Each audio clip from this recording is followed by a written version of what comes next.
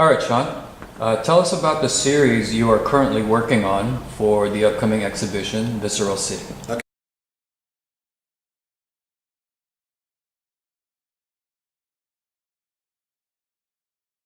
So the series I'm working on is Metal Mayhem, that's the style. It's one of my two abstract styles.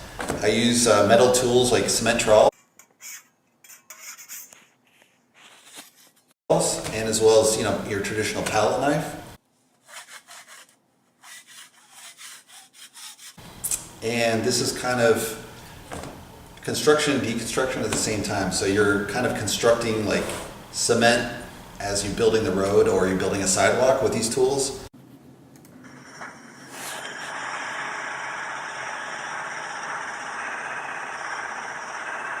But at the same time, it has kind of line work in these works, so it looks kind of like cracks in the cement, cracks in the road.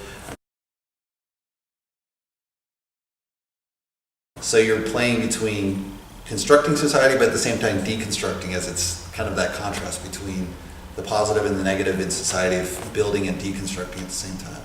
And what's the inspiration behind the series?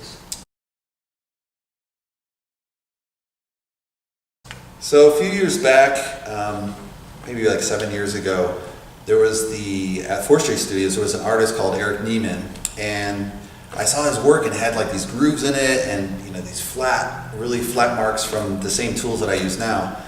And he would dump huge buckets of paint on these paint and then kind of claw his way through these paintings at the same time cut with the cement trowel. And so I had these really interesting just color compositions and I just really loved it. And I was like, wow, how do you do that? So I didn't know how he worked at that time. I just saw and I figured out the tools. And so I started experimenting. And since I didn't realize that he used huge buckets of paint, I used a lot less paint. So the effects I got were very distinct compared to his. But then as I grew more and more comfortable, I got closer to that effect. Another inspiration I saw down the road was Don Clausen.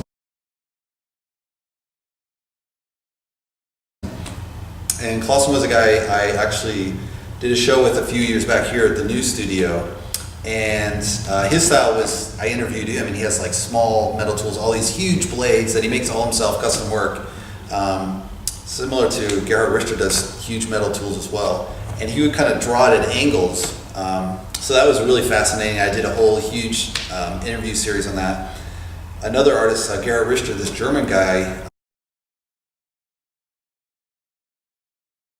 he also worked in the metal tools and starting with realism and then he got to abstract, and he uses metal tools but he also uses kind of brushwork in there, so a little distinct from the way I work, but I was inspired by those three artists basically, I'd say.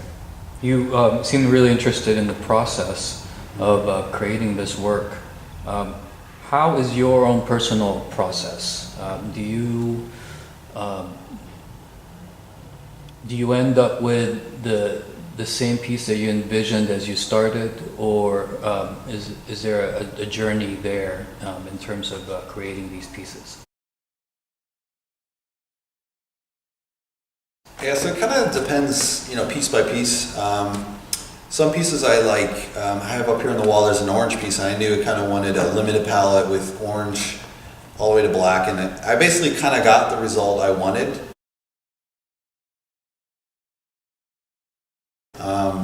As far as what I was thinking color-wise, and it was pretty consistent. I mean, obviously as an abstract, you really don't know where the lines are going to be, but kind of the balance, overall composition, overall colors kind of felt like what I wanted.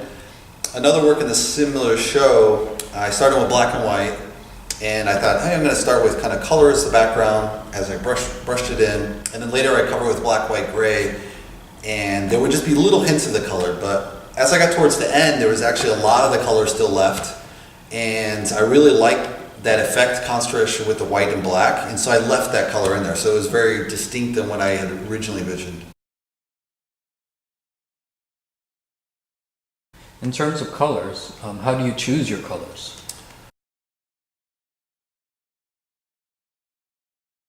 So originally when I first got started with this technique, I kind of used a full rainbow of colors. So I'd have a green next to an orange, and then maybe add a little purple, and then a brown over here, and a red there, and a blue there, and kind of like the full palette color. Then later as I progressed, I kind of thought, you know, it probably makes more sense to limit the range. And so I really started just focusing, especially for this series, to like almost like one primary color, like an orange, a red, kind of a black and white scheme. There's another one I did blue and green. And really limit to those basic colors, and then kind of play within those colors, but all within this kind of tight color range.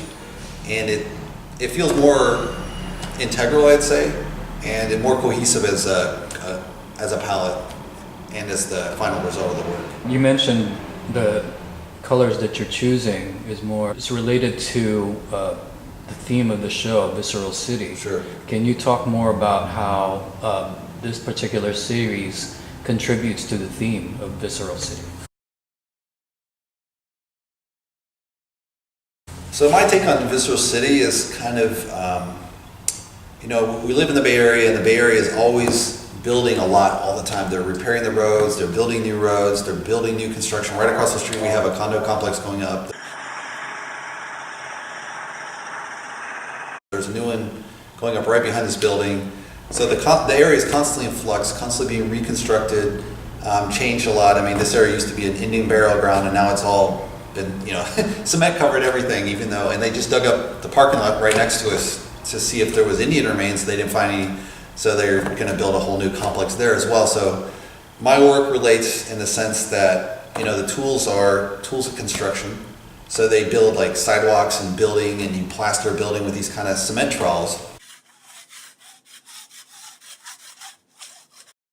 So that's kind of the positive side of the city. At the same time, you have kind of these linear cracks in the work. And this shows kind of the tension behind the city, as well as kind of the constant upkeep of trying to keep the city going, patching up those rough roads. You know, repairing bridges when there's earthquakes. Rebuilding buildings when there's earthquakes. So you kind of have this tension between, you know, constructing, but at the same time having to repair the city. So it's kind of like this tension between construction and deconstruction in the work. All right. There you go. All right, thanks.